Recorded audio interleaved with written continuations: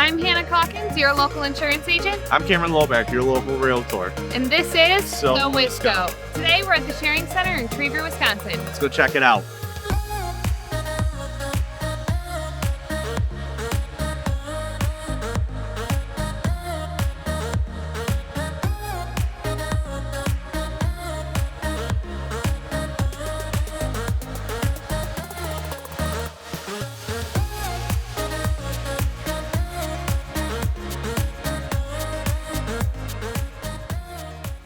We're here with Sharon, the Executive Director of the Sharing Center here in Trevor. Sharon, tell us a little bit about yourself. How'd you get into this? Well, it was kind of just a by chance type of thing. I was actually sitting on the board here at the center and realized, maybe it wasn't quite the best thing for me to be doing at this time. Stepped off, stayed in touch with the other board members, and the position for an executive director came open, and they asked me if I was interested, and I took the dive in, and here I am 12 years later. Wow. That's awesome. Can you tell us a little bit about what the Sharing Center does and kind of give our viewers a little bit of insight on what this place is? Of course. So we are for Western Kenosha County. We are for the rural families out here, the primary resource and crisis center, serving about the 40 to 45,000 people that live in rural Kenosha County. So we're the hub of services. So anything that's available in the city of Kenosha, nationally, statewide, we can access those services right here, which is huge for our rural community because access is one of the biggest barriers for people getting help.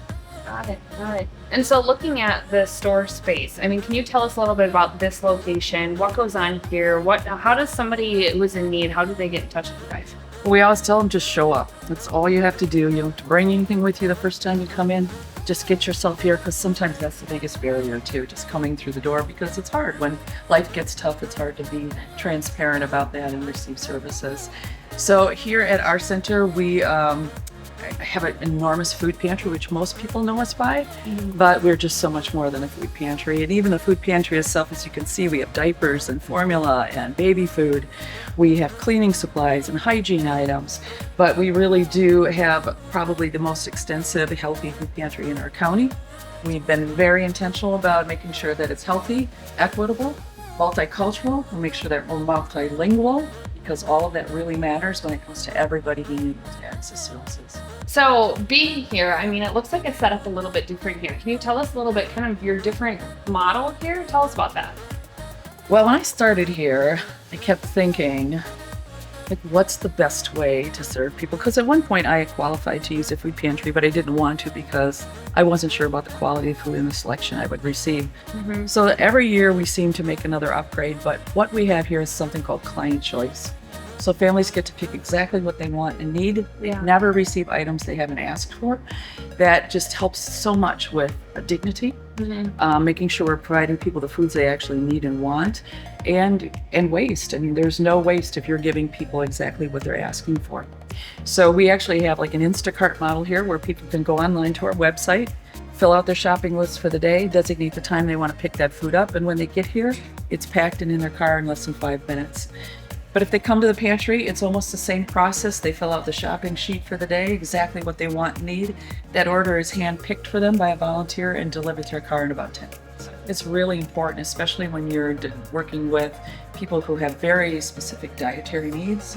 And a lot of our participants do. They have health concerns, high blood pressure, diabetes, any kind of heart disease, and we can accommodate any person with any diet who comes through our doors.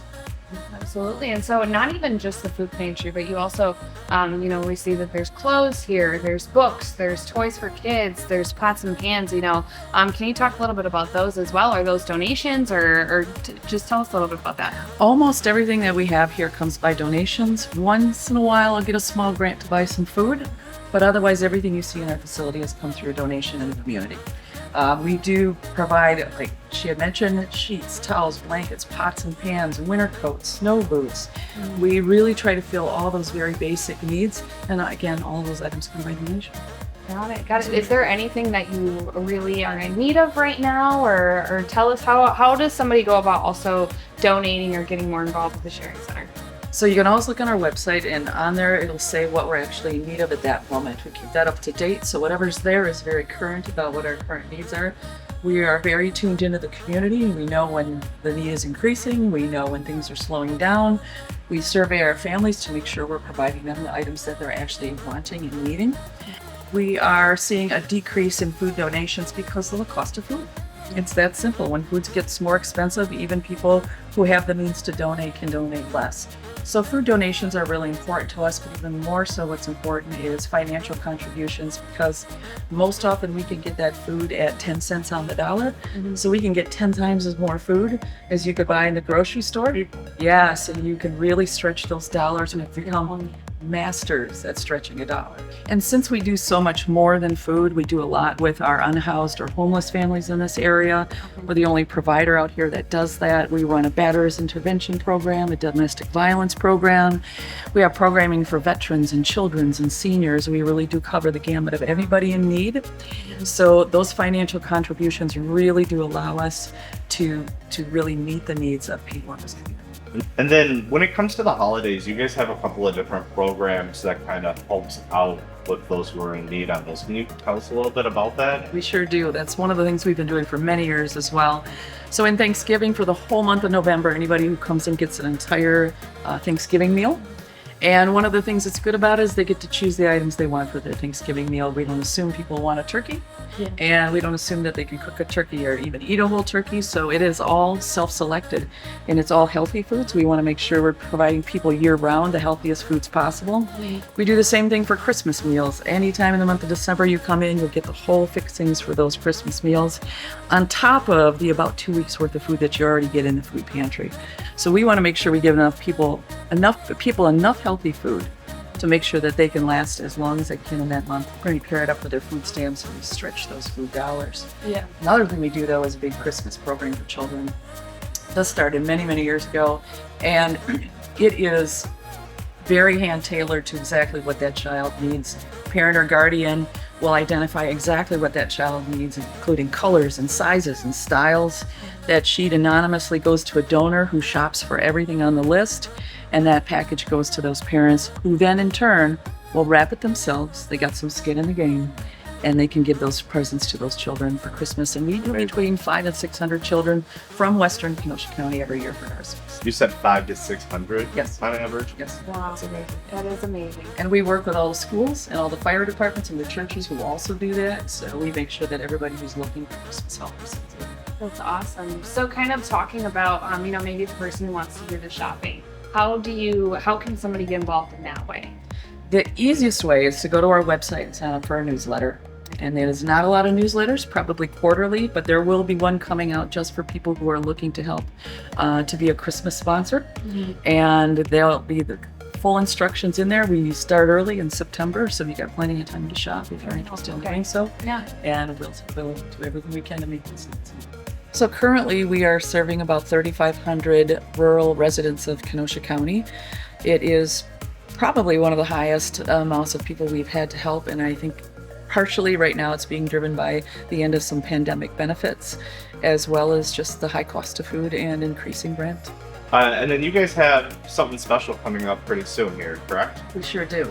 It's our 40th year, and I am so excited. I think it's probably a little bit more than 40, because a lot of times nonprofits they're just doing it on the fly until they really get themselves incorporated and get their, all their credentials in place. But yeah, it is our 40th. Congratulations. Thank you very much. I met with the founder a few years ago, and I was so surprised about how what we're doing today is exactly what they set in place 40 years ago. Wow. He goes, and I couldn't have been more, couldn't have been more proud. And we still stay in touch with their family members, because both the founders have passed, but their children, we still stay in touch with. Oh, that's awesome. So my understanding is you guys have this big celebration coming up for that big 40. You want to tell us a bit about that? It is at the Vale or Wilmot Mountain ski hills. Okay. They have a brand new facility there called a tubing hill, which is just a big open space with a balcony. We are going to have gourmet food, live music. We're going to do wine, whiskey, and cigars. We're going to have some massive raffle prizes. And just a real thorough, thank you to the community for all they've done. Which so many years. This is on September 14th from 5 to 8 p.m. in Wilmot, Wisconsin. All right, awesome. Well, sounds good. We're really excited for that event. Awesome. So where can these people find you? Can you give us your physical address? Where can they find you online? Tell us a little bit about that. We're on Highway C in Kenosha County. We're about 1 mile west of Highway 83. We're in a former fire station, so look for the big overhead doors. We're right next to the railroad track on Highway C, 25700 Wilmot Road, which is Highway C here in Trevor. Okay. All right. And do you guys? You said that you guys have a website. Are you on social media as well? Yeah, so look on our website. You'll find the links to Instagram, Facebook, LinkedIn, and Twitter as well. And there's also YouTube channels. There's lots to see on the website, and really kind of expands on what we do. And that website is geared to people who are looking to donate, but even more so people who are in need. So it's very comprehensive.